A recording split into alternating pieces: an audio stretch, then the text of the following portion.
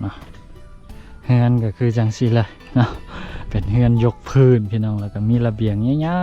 ยๆไว้สำหรับนั่งเล่นนี่อันนี้ก็แน่นอนนะอันนี้เป็นเฮือนเดิมแล้วก็อันนี้เป็นเฮือนแบบสมัยใหม่เดี๋ยวถ้าเฮือนแบบสมัยใหม่แล้วเนาะหลังเก่าหลังเดิมนี่ก็อาจสิหายไปพอดีมาเห็นเฮือนหลังนี้ โอ้สะดุดตาพี่น้องก็เลยเข้ามาสอบถามเพิ่นบอกว่าเป็นเฮือนของ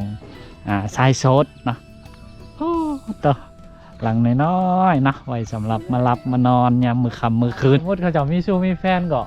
ให้เอามาเฮือนนี่บ่ให้เอาขึ้นเฮือนพ่อเฮือนแม่แล้วเนาะเอาแล้วอันพ่อแม่ผู้สาวผู้ก็บ่เป็นหยังบ่เป็นหยังเนาะพอได้ผู้สาวเต็มใจว่าเนาะ ตอนสมัยเจ้าเป็นบ้าวนี่มีหลายหลังขึ้นแล้วเนาะ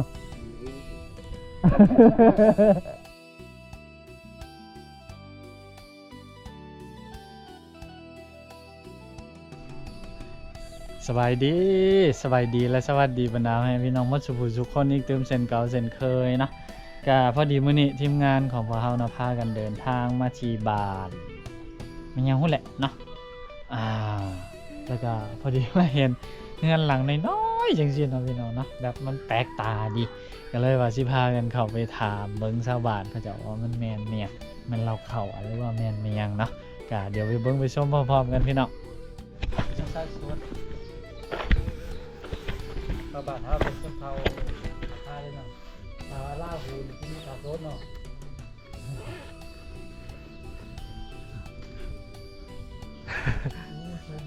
งง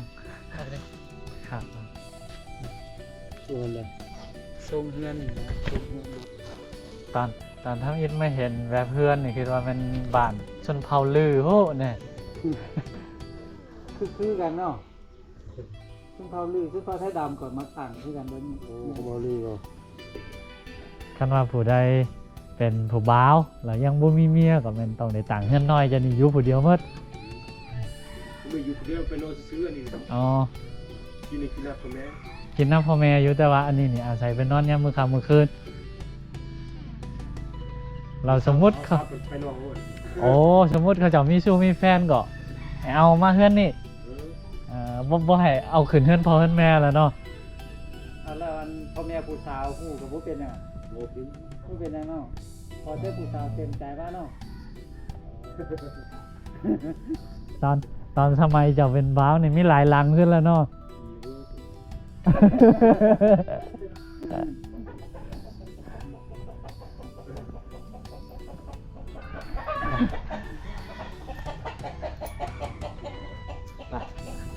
พี่น้องพอดีพานมาบ้านนี่ยังล่ะบ้านไม่ยังว่าเรื่องโมแลมบ้านมอแลมน้องพอดีพานมาพี่น้องเป็นบ้านของชนเผ่าอาคานะพี่น้องแล้วก็พอดีมาเห็นเฮือนหลังนี้ โอ้สะดุดตาพี่น้องก็เลยเข้ามาสอบถามเพิ่นบอกว่าเป็นเฮือนของชายโสดเนาะโอ้ตัวหลังน้อยๆนะไว้สำหรับมารับมานอนยามมื้อค่ำมื้อคืนแต่ว่าเรื่องการอยู่การกินเป็นยังซี่กะอยู่นำผู้เป็นพ่อเป็นแม่คือเก่าเนาะโถเนาะนี่หลังนึงกับแม่โอ้คันสั้นนี่เข้าไปบ้านของชนเผ่าอาคานี่นับได้เนาะว่าในบ้านมีผู้บ่าวจักคนนึงแม่นะ มีจักหลังอีกโอ้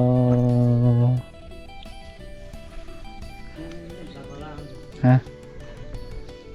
เป็นไงมักสานแม่นะคือกันนะคือกันแต่บ่ฮู้ว่าทางฝั่งไทยมีบ่เนาะมีหยังวะ สิบ่มีบางทีอยู่ป่าใหญ่ก็อันอาจสิมีเนาะอันนี้มันจะเป็นรสหวานๆเลยไหมเขากินคล้ายๆกับมากันแอปเปิ้ลเนี่ยอ๋อ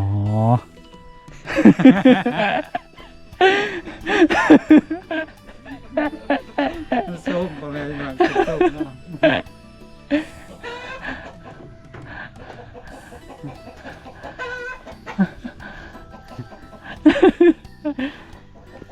อ โอเคบ้านนี้เอาบ้านเพิ่นคักได้พี่น้องเข้ามาเบิ่งคือคันถามว่าเป็นเฮือนเดิมของเพิ่นนี่แบบสิคล้ายๆกันเบิดเลยพี่น้องเป็นเฮือนใหม่จังซี่ล่ะคือจังที่เฮาเห็นนี่นี่คือไปนี่ฮู้เลยพี่น้องว่าอันใดเป็นเฮือนเดิมอันใดเป็นเฮือนแบบใหม่นี่อันนี้แล้วก็หลังนี้โอ้บ่เคยเห็นจักเทื่อพี่น้องบ้านของชายโสดแต่อยู่นี่มันมีบ่หลายเนาะนี่นะโอ้เฮือนเพิ่นนี่งามเด้อพี่น้องทรงเฮือนนี่เนาะ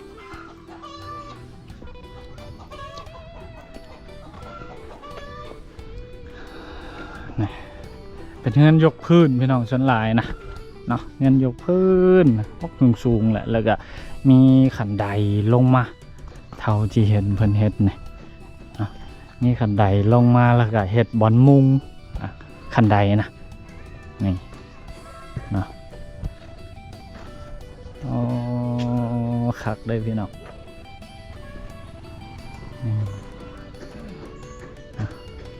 งามพี่น้องเบาดำมากพี่น้องแบบเดิมๆจังซี่น่ะเพราะว่าทุกมือนี่มันค่อนข้างที่จะหาเบิ่งหาส้มได้ยากแหล้วเนาะเวลาที่ว่าได้ไปบ่อนใดที่เฮ็ดเฮือนลักษณะแบบนี้เป็นเฮือนเดิมๆเนาะแบบสมัยตะกี้แต่ก่อนที่เขาเจ้าพาเฮ็ดนะเนาะอยากเก็บภาพบรรยากาศมาฝากมาตอนบรรดาพ่อแม่พี่น้องนี่เฮือนเนี่ยโอ้เด่นขนาดเนาะงามคักพี่น้องเอ้ยเนาะโถเดี๋ยวสิพาไปเบิ่งพุ่นเนาะมุมทางพุ่นพี่น้องอีพีนี้ก็แบบสบายเนาะพี่น้องคือบ้านไม่ยังละบ้าดำกับบุจือซื้อละบ้านของเพิ่นนี่ออกเสียงยากพี่น้องเนาะนี่อันนี้คือเป็นเส้นทางเนาะกลางหมู่บ้านของเพิ่นพี่น้องเนาะโถคือสะอาดได้พี่น้องนี่สะอาดเลยกะทุกมือเนี่ยเนาะความเจริญเริ่มเข่ามาแล้วพี่น้องเฮือนดังเดิมของเพิ่นกะเริ่มเหลือหน่อยไปทุกมือเนี่ยที่เห็นอยู่นี่อันนี้เป็นเฮือนเดิมเนาะงานใหม่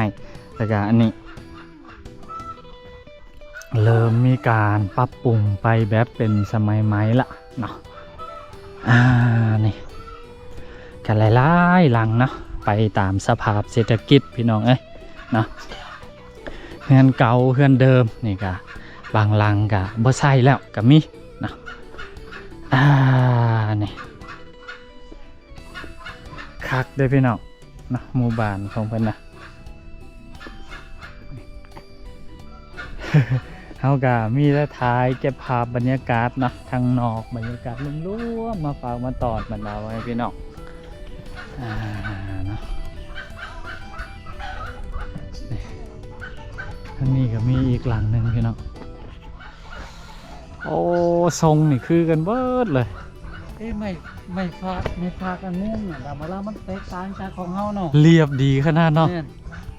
อันเฮาเคยเห็นมันจะบ่เรียบแบบนี้เนาะแม่นแต่สังเกตเห็นเขาจะเฮ็ดเป็นแผ่นเดียวเนาะแต่ของเฮาเฮาจะเฮ็ดแบบสองแผ่นมาทบใส่กันแบบนี้เนาะเรียบเลยงามเลยคือแบบเท่าที่เขาสังเกตเห็นนี่ทรงเฮือนนี่คล้ายกันหมดเนาะสิเป็นแบบนี้หมดเลยพี่น้องก็คือเป็นเฮือนยกพื้นขึ้นที่อันบอนระเบียงนางริมเนาะแมนแล้วก็บอนนั้นมีขันไดลงมาน่ะสิมีตุ้มน้อยอีกอันหนึ่งเกาะลงมาสบายดีอยู่นี่บ่มีสายสดดิใส่สุดด้วยใส่ตัวนิ้วบ่เพื่อนนี่น่ะเล่นหนุ่มบ่ได้ตักเงินด้วยบ่ได้ตักโอ้บ่ได้เอาผู้สาวมาเลยซะเนาะคันเด็ดตังเฮือนเราจังได้เอามาอ่ะนี่ผู้สาวบ่ได้ตามเงินมีหลายบ่อยู่บ้านเฮาจะตังเงินมีหลาย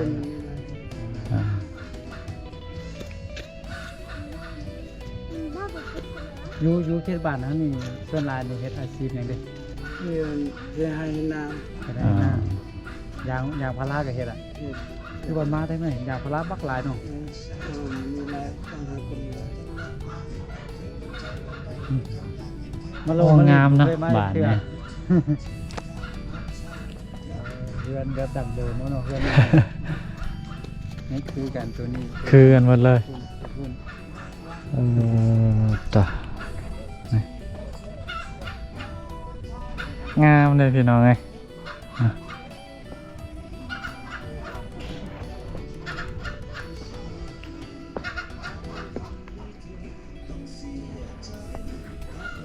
โอ้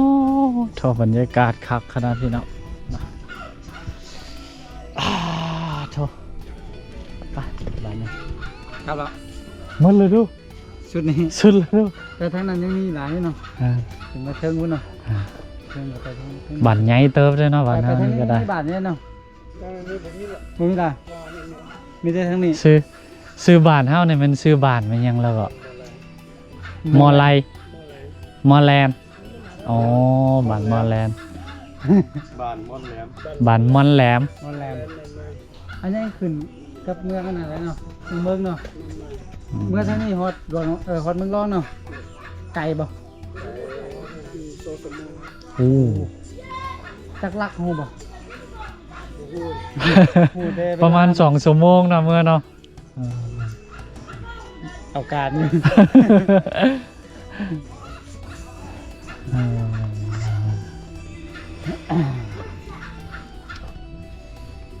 ไปบ้านนี้ มาหลบอย่าง โอเคเดี๋ยวพวกเราไปรอเพิ่นกันขอบใจอะไรโอ้จบพี่น้องนี่คือคันยางล้อจนทัวหมู่บ้านนี่คักเลยพี่น้องเนาะมีเฮือนแบบเดิมๆจังสิหลายหลังนะแต่ก็มีเฮือนแบบสมัยใหม่หลายคือกันนะเริ่มแทรกเข้ามาละนะกะอีกบ่โดนคิดว่าเฮือนแบบเดิมๆจังซี่แหละกะสิหมดไปละพี่น้องนะกะเฮาก็เลยนี่ละอยากเก็บนะภาพบรรยากาศนะสิ่งที่ในอนาคตเนาะมันอาจสิบ่มีจังซี่อยู่แล้วนะเนาะเก็บไว้เป็นความทรงจำนะให้รุ่นน้องรุ่นนุ่งรุ่นลูกรุ่นหลานเนาะผู้ที่เกิดใหม่ใหญ่รุ่นผู้ที่บ่มีโอกาสได้เห็นเนาะเขาเจ้าผ่านมาทางช่องของเฮาก็อาจจะได้เห็นภาพบรรยากาศเก่าๆเนาะคือจังเนี่ยเป็นหอเป็นเฮือนเนาะงามจังซี่พี่น้องเนาะต่อเนาะนี่เฮือนทรายโสดพี่น้องเนาะ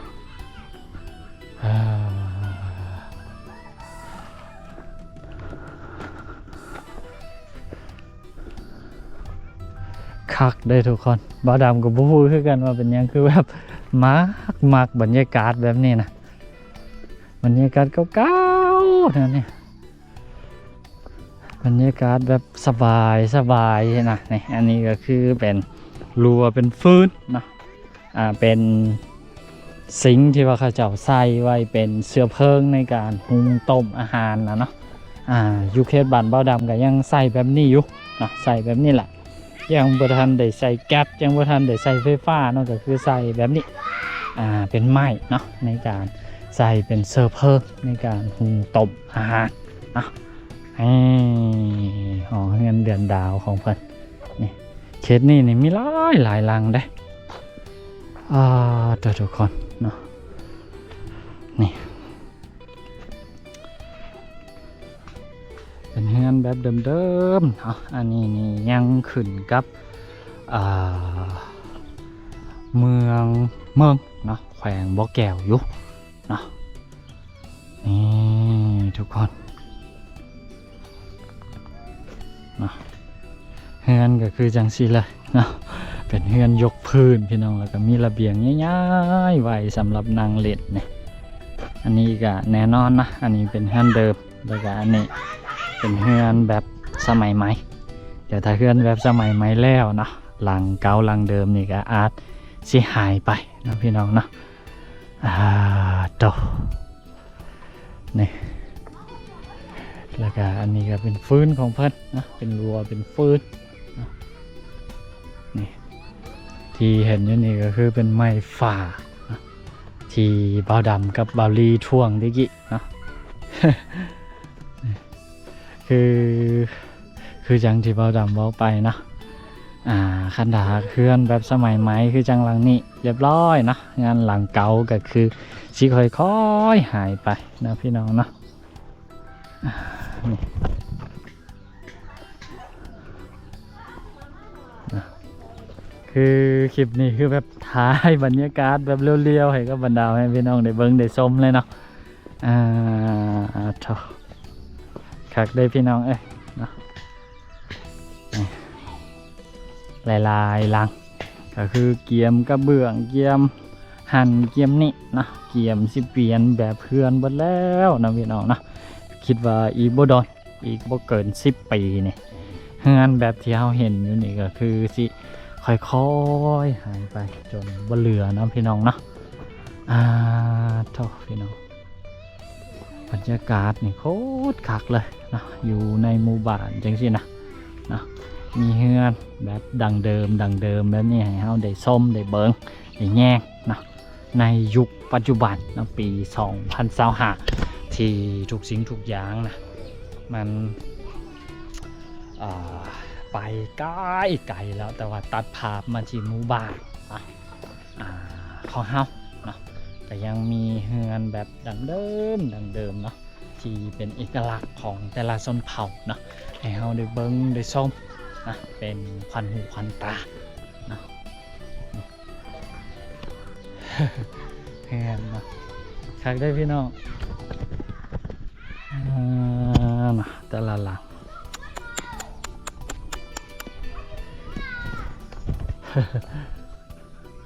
ความจริงไม่หลายหลังเนาะพี่น้องเนาะเท่ากับอาจิทายบุทัวบุถึงเนี่ยแต่สิ่งหนึ่งที่เขาสังเกตเห็นได้แบบชัดเจนเลยก็คือเฮือนสมัยใหม่ที่มันเกิดขึ้นนะพี่น้องเนาะอันนี้เป็นเฮือนไม้อันนี้เป็นเฮือนเก่าคันเฮือนหลังไม้นี่แล้วนะหลังนี้ก็น่าสิหายไปพี่น้องนะปีนี้หายหลังนึง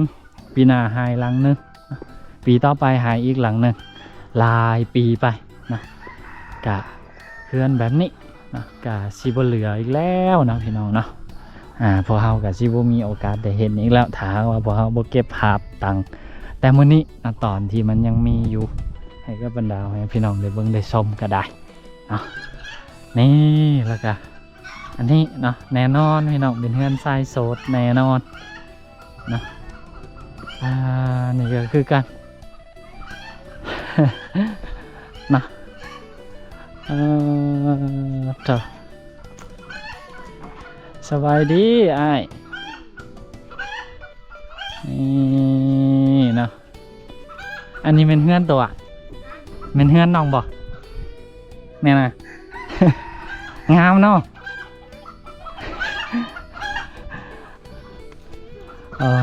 ท่านพี่น้องนะ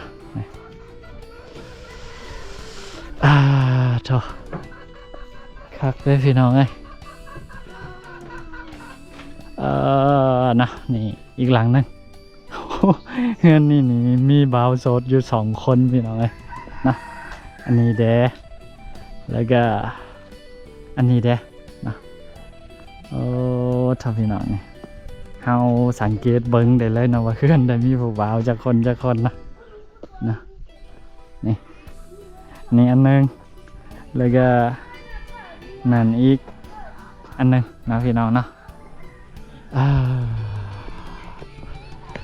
ก็โอเคนะพี่น้องเนาะคลิปนี้ก็พาทุกคนนะมาเลาะมาลิดมาเบิ่งบรรยากาศนะอยู่ในหมู่บ้านซื้อมันยังละวะบ้าดำจำซื้อมันบ่ค่อยได้พี่น้องแบบซื้อนี่ค่อนข้างยากนะ ต้องขอโทษขออภัยน้ำหลายๆนะพี่น้องเนาะจำชื่อบ่ค่อยได้นะแต่บรรยากาศในหมู่บ้านเพิ่นนี่คักเด้ความจริงเฮาก็เลาะบ่ทันได้ทั่วดอกเนาะเลาะได้น้อยเดียวเนาะนี่โตนี่พาเจ้าพี่น้องบรรยากาศเฮือนเพิ่นนี่บางลังก็มางไปเด้แล้วเนาะกาเรือเป็นบางลังที่ยังอยู่เนาะอ๋อกาโอเคนะพี่น้องเนาะคลิปนี้ก็พอหอมปากหอมคอเนาะพอดีได้ผ่านมาที่หมู่บ้านตัวนี้ก็เลยเก็บภาพบรรยากาศเนาะของเฮือนเดือนดาวแบบดังเดิมเนาะที่ว่าเป็นเอกลักษณ์ของชนเผ่าอาคาพี่น้องเนาะมาฝากมาตอนบรรดาให้พี่น้องมาทุกคนเนาะก็หวังว่าสิถึกมกถึกใจเนาะบรรดาให้พี่น้องมาทุกคนบ่หลายก็น้อยเนาะก็สำหรับ EP นี้เราก็ต้องขอตัวลาไปแล้วเนาะพบกันใหม่ใน EP ต่อไปสบายดีบ๊ายบาย